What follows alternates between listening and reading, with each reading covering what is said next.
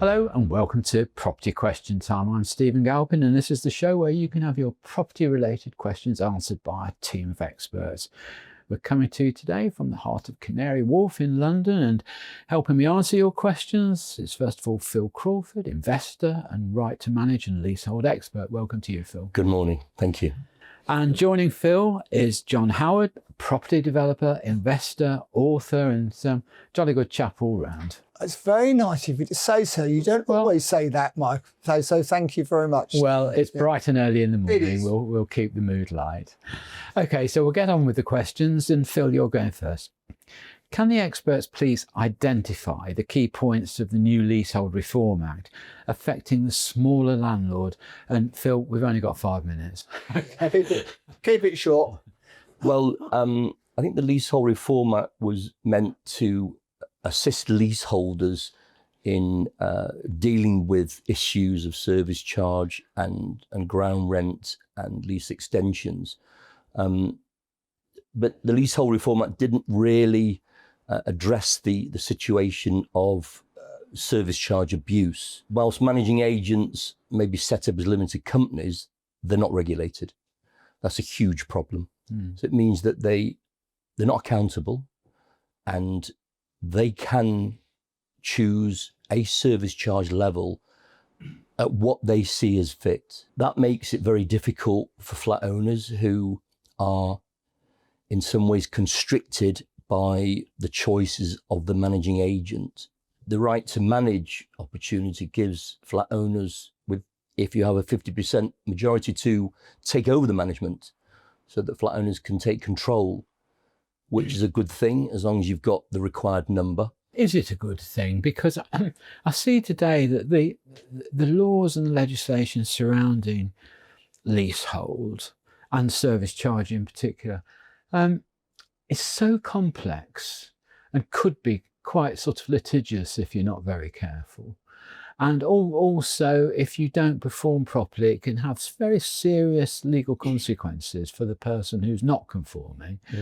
Are long leaseholders capable of running their own buildings? And I'm talking here in particular in London with the big tall blocks, you know, with 300, 400, 500 units. Quite a job, isn't it? It's a difficult job, particularly for the uninitiated. It would be in the best interest of leaseholders if they do a right to manage to appoint a qualified firm who are capable of managing. The laws are very strict on fire safety, on many other issues. And a lot of leaseholders are not familiar with the compliance regulation laws. So to take on that responsibility, you need to have the knowledge. But if you just look at the logistics of how that would work, the leaseholders, let's say they get their 50% majority, which again isn't the easiest task in the world, especially when you've got a lot of owners that live abroad and that sort of thing. But okay, so let's assume they get their 50%, they get the right to manage, they appoint a managing agent then because they suddenly realise it's pretty complex. But really, you're back to square one because that's all the freeholder will have done is appoint a managing agent and have you manage. So all you've done is change the managing agent, really. But hopefully they could find someone who's got a reputation which is quite valuable and they've come on good authority, and perhaps they can just choose someone who is better at doing the job. It's complicated. As I said, it's not a subject which is easy to understand for a lot of leaseholders. I think they struggle with the legislation. In some ways, I think I have done a right to manage myself several times, and I am familiar with the legislation, so I will take on the management myself. Smaller blocks, not big blocks, but I'm capable because I've had the experience of doing it for many years. Most people haven't. As you said, it's hard to get 50% of the owners to get together. That's your first obstacle. If once you've achieved that, as a group, you might choose to manage the building and everyone has their own input, and together you may be able to do it as a group of flat owners. So you could keep it in-house if you've got the qualified people. I mean, it is hard. And one of the things actually is the perception of the managing agent, because, you know, I've lived in blocks where the leaseholders say, oh, you know, those managing agents, they work for us. We're the ones paying the bills. Popular person. Yeah, but the tenants think that the managing agent's working for them. They're not. They're an independent party that's working equally for the tenants as well as the freeholder. Without question. So the perception can actually cause trouble in itself, can't it? Well, it can, but you can remember that the leaseholders are paying service charge. So they're paying for the services of the managing agent. Yeah. And they're entitled to get a service. What they pay is obviously up to the managing agent. As I said, it's not regulated, so they can choose what they want. The freeholder instructs, in the first instance, a managing agent. Yes, they're acting for both parties, but it's only the leaseholder who's paying for the service and for the enhancement of communal areas. Yeah. And it doesn't always work out. Okay. So just in 10 seconds, Phil, are we going to be better off with this new legislation? They haven't addressed the issue of regulation. Until they do, I think we're going to be struggling. Managing agents need to be regulated. There needs to be an ombudsman with real teeth. Real teeth. At the moment, there's no accountability. Yeah. Just very quickly, Johnny, do you want to come back on that? Well, two things. One, I've lost freeholds to the residents, which is I don't think it's right. I don't think they should be able to take a freehold off you. Is that lost ownership? Why should they? We own it. Why should if you only own property and somebody says I'm going to take that off you, and so on? But there's a process. Well, there's a process. And they have to pay for it. And they have to pay for it. But if I don't want to sell it because it's an investment for my long-term future or family's future, we've lost freeholds like that. So they have a greater interest. Leaseholders have a greater interest. That's your opinion. Okay. My opinion is that I'm a professional person managing that block very, very well. Yes. End of.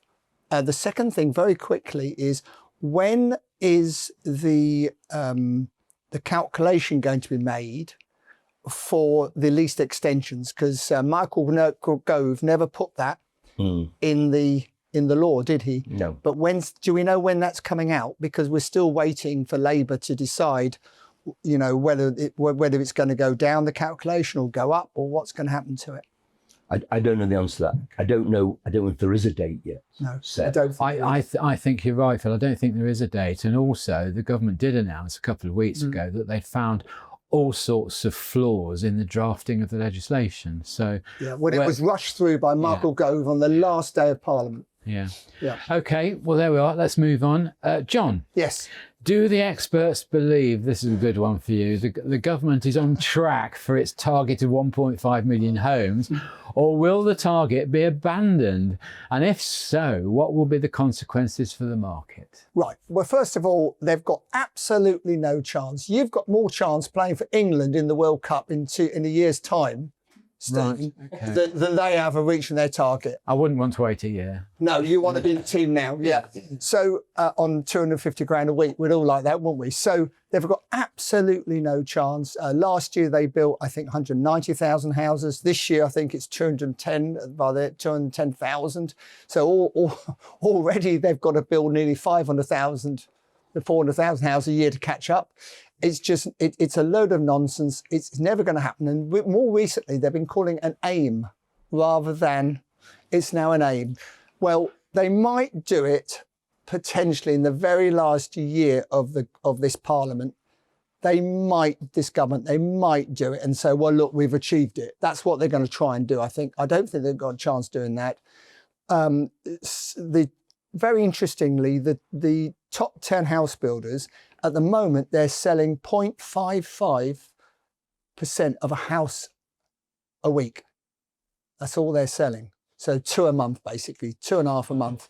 Now, at that level, there's no way, because these major house builders, they control the whole market. They control 62% of the market. And if they haven't got an order book, they don't build. They don't build. They're not like the small developers like us that have to get it completed and then hope they resell them. They don't. They work off an order book. So if the orders aren't there, they ain't going to do it. If they're serious about getting to that target in any shape or form, they've got to bring back help to buy in some way. They've got to help first-time buyers dramatically. And one of the ways I believe they should help first-time buyers is allow them to borrow against their pensions, their national insurance, or if they work for the government, they've got some fantastic But are the pensions. pensions substantial enough at a very young age? Is there enough equity in those? Well, pensions? even if there isn't enough equity, it could be lent to them. I think they need to be dynamic. There's no way they're going to get these targets unless they're dynamic. They need to support and help first-time buyers. Then they might have a chance if they were to end up being in government for another 5 years, which they're not going to do, I don't believe. But if they did, they might start to reach that target. But at the moment, they've got absolutely no chance whatsoever. Is that quite clear? That's very clear, John. Right. What I'd like to ask you, though, do you think we ought to go back to 100% mortgages? Yes. Mm-hmm. Of some type of 100% mortgage. But again, if you can borrow against your pension, and remember, people work for NHS getting 23% extra put into their pension every month of their salary. So they can quite easily use some of that as a deposit. We need to be radical. Mm. I agree with that, yeah. What about extending the length of mortgages? Yeah, we could do that. I Up mean, to maybe 30 years? But you know what? If you can, people say to me, you know, what's the best way of saving? The best way of saving money is if you've got a 25-year mortgage, repayment mortgage, pay it off over 15 years. The saving is thousands and thousands of pounds. That's the best way to do it. Really is. Okay, well, there we are. Thank you very much. That's all we've got time for in this half of the show. So join me again after the break when I'll be asking John and Phil more of your questions. Hello and welcome back to part 2 of Property Question Time. I'm Stephen Galpin. I'm joined by Phil Crawford and John Howard. Welcome back, guys. Phil, with the new legislation relating to leaseholds, have any beneficial changes for those paying what they consider to be excessive service charges been brought in? Is it going to be of any help to anybody? I think the problem is that the Leasehold Valuation Tribunal is very complicated, and it's difficult to navigate for an average leaseholder. So when they get the service charge demand, the lease is sacrosanct. They have to pay service charge. And it's difficult to challenge it, because if you challenge it, you'll get taken to court and eventually you have to pay it. So the property redress schemes don't have any authority, as far as I'm concerned. That there's an ombudsman, there's a property redress scheme, of which managing agents are meant to be subscribed to. Not all of them are. I don't think the question of service charge has been addressed properly. So I just think that managing agents have got too much freedom to choose the level of service charge. In some ways, you could say they're cash cows. To be a managing agent, to charge service charge, to provide a service. There's plenty of decent managing agents who do a proper service. There's a lot of. I think it's Plenty. I think you're being a bit harsh there on most managing agents. Now, there are rogues, of course there are. Yeah. But I think most managing agents, you know, want to do a decent job, and you have to justify. You know, they have to justify. I think it's the been cost. reasonable. I think Yeah, a reasonable reasonable, I level agree. of service charge is what's important. If it's reasonable, then you can't really argue. Well, if you've got If the it's bills, realistic if and you've got the bills, and they're charging you 10% for managing it, or 7%, whatever it might be. yeah, they have But to that's management it. fee. So I can't see that there can be too much to be a rogue about. But John, I think a lot of this comes down to process. Now, what do I mean by that? Well, let's put it this way. If you have, shall we say, a very strong residents association, they might be very pernicious. And by the way, as a landlord, a freehold, you want them to have an association. Yeah. You genuinely want them to have one, because You're representative. But if they're too strong, you can then get cries from the landlord saying, you know, you're making it impossible for me to run this building. Yeah. You're making it impossible for me to there's a spend anyway. balance. There is a balance. There is a balance. And I personally think that what this legislation should do, if it's not doing already, is put in a higher level of process, Yes. obligatory process. How say over £5,000, for instance, how would a freeholder choose a contractor? How would you ensure he hasn't got some kind of vested interest in the contracting company? No conflict of interest, that Get sort 3 of quotes thing. is the answer. But conversely, then there's other sides. As you said, it's very difficult to actually challenge a service charge. It is. And if you do, and you end up being taken to court to have your lease effectively cancelled because you haven't paid your service charge. I think my understanding is that if the freeholder takes back that lease, forfeits the lease, then he sells it. He doesn't necessarily have to pass to you the balance of what he gets. Stephen, and Phil, how often? I've got excited a few times where I think I'm going to get the lease back of the flat. It's a hard process. But I'm telling you, it's a long process. It's complicated. No judge is going to do that these days. No judge is. There have been instances. They're going to. How rare? Very, very few. It's rare. It's rare. Anybody listen to this still show, a threat. Don't think it's going to happen, because genuinely, it's the law. But it never. Don't you think these things ought to be taken out of? I think I think Phil's absolutely right. It should be regulated. The whole thing is mad not to be regulated. I agree. Not difficult at the stroke of a pen to have a proper ombudsman who's got real teeth. Yes, I real agree. Teeth. And that's good for both sides, in my view. Both sides. An independent ombudsman who will, act impartially. Yeah, because sometimes the leaseholders can rely on. Well, also sometimes the leaseholders are unreasonable. Yeah, and it's the freeholder that's taking people are unreasonable, aren't they? Can be. People can be unreasonable, and also a lot of tenants who are not particularly interested in the logistics of running the building. They just want a peaceful place to live that they can afford. Don't really have a full understanding of perhaps what the freeholders' obligations are and the serious consequences if they don't meet those obligations. So it is a two-sided argument. Absolutely agree. Freeholders have got huge responsibility. More so than ever. More so than ever. And flat owners are not completely aware. But Phil, also the management company now have been put even more. I mean, the insurance they have to pay to be a management company of these blocks because of fire and everything else is massive now. So, you've got After Grenfell, the fire regulations were and I'm involved, so much different today. And I'm involved in all that because we're recladding 215 flats at the moment. So, I mean, the management agents have got a tough gig. Tough gig. They do. They're not very well liked. Well, they're never going to be liked by anybody. I don't like. Does anybody like them? I don't like my managing agents, and the residents don't like them either. So, we both think each thing they're not doing a good enough job. But it's a tough job. It's a tough job. Tough job. Yeah. It is. Well, there we are. Okay. Well, thank you for that, Phil. John. We have now the Leasehold Reform Act and in addition the Renters' Rights Act. How will these two pieces of legislation affect housing development across the UK, John? Well, I think Phil can probably answer this as well as me, if not better. But basically, I would say that certainly, let's take the Renters' Reform Act first. And Phil understands the law better than me on this, I'm sure. So he'll jump in, I'm sure, at any moment. But and rightly so. But basically, the landlord, every time a new law comes out, 2.4 million landlords, this affects private landlords. The Conservative government slaughtered them. And then this government have just carried on doing the same thing. And at the end of the day, there'll be less and less private landlords. And we were saying, weren't we, in the green room, that really they want to get rid of private landlords. Yeah.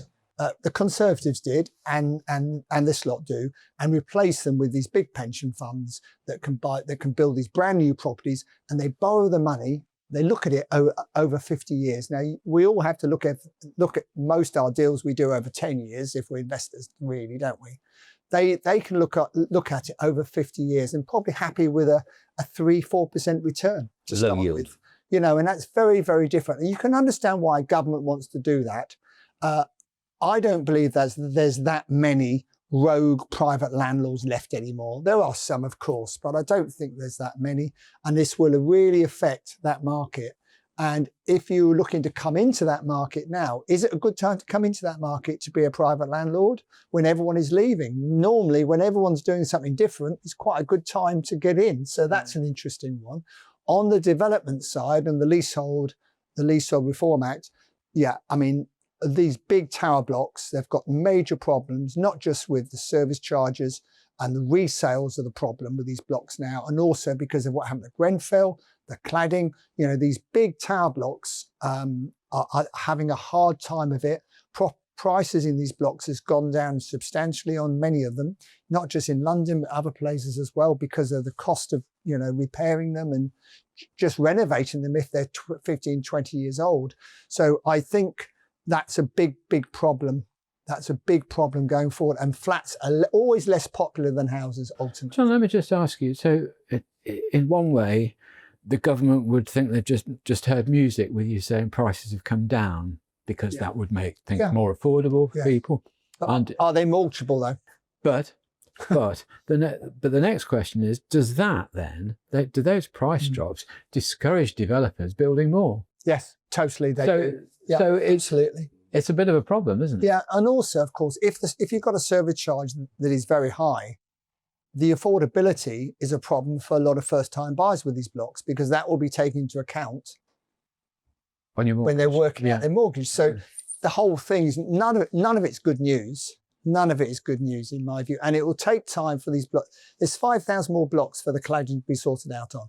Once that is all done, and that will take till 2035. I was asked the other day by someone from Homes England who is organising all this, when do you think they'll all be done? Can we get them all done by 2028? And he was a director at the level, so I've got a very respectful of him, as they're giving us a big grant. And I said, with all due respect, I think it'll be 2035, not 2028. There's just so much more to do. And it takes so long to get on site to do them. And all those people who are in those blocks can't sell. They're stuck. That's right. Yeah. They can't do anything. You're absolutely right, Phil. They're absolutely stuck. And you must see this a lot in your business. I do see a lot, yeah. And it's really sad, because if someone's, perhaps they're starting a family, it might hold got the room. Got the room. I mean, it's easy to criticise the time it takes, but if you, as I do, I live in a block where there's, I can't remember now, 600 apartments altogether in the two blocks, I think. The physical time it takes to even just make appointments for contractors to go in and do work with 600 different, units. It's a lot of work. It's incredible. Organising. Yeah. I mean, that's a 2-year job in itself, isn't it? It really is, and there's many challenges, and I think if anyone wants a bargain and they're ballsy enough, buy a leasehold flat cheap. They're cheap at the moment. They won't be cheap forever. I'm going to make it big. I won't. Now, the only thing I'm going to have to say to you, John, when you do refer to losing your freeholds, I think you probably need to sort of change that to selling your freeholds. Well, not really, because I didn't want to sell them in the first place. Well, no. You were forced to. Forced to, exactly. You have a choice in it. How can that be right when I've done nothing wrong at all? How can that be right? I think you need to look at the leaseholders' interests. Yeah. Know that they have an interest like you do. No, I liked you to start with. Yeah. And now? I'm starting to going off you a bit at the moment. I understand that. Yeah. I'm a buyer of freeholds as well. Well, so I'm very well aware of you've got a foot in both camps, I know. Yeah. I've got a couple of houses. Yeah. Just be careful what you wish for, both of you. That's all I can say. Okay. Well, look, there we are. I'm going to say a big thank you to Phil Crawford. Thank you so much. Thank you. Thank you for coming in. And John Howard, thank you once again for coming in. Always a pleasure. Spending your time with us.